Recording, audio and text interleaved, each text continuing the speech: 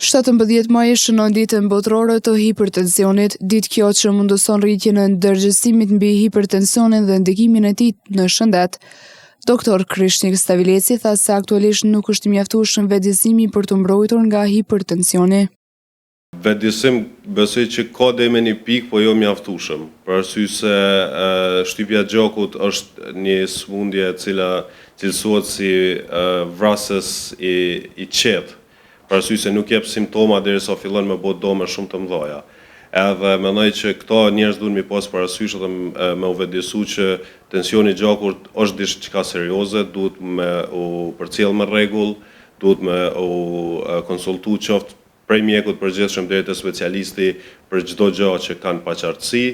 edhe normal stilin e jetës dhe ushqimin mi pas në kontroll. Doktori Stavileci tregoi edhe për kujdesin që duhet ta kenë pacientët me hipertension. Meqense se hipertensioni është njëra prej smundjeve kronike më të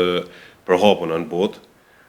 gjithmonë duhet pas parasysh se është smundje e cila nuk shërohet, po veç trajtohet gjatë gjithë jetës me terapi, po krahas terapisë pacientët duhen gjithmonë me qenë të rregullt me stilin e jetës tyre, me pas kujdes gjatë ushqimit,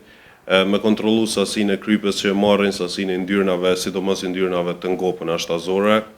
me praktiku ecjen ose sportin, varësisht prej gjendjes fizike që kanë prej formave të lehta të aktivitetit fizik deri te format pak më të rënda, dhe normal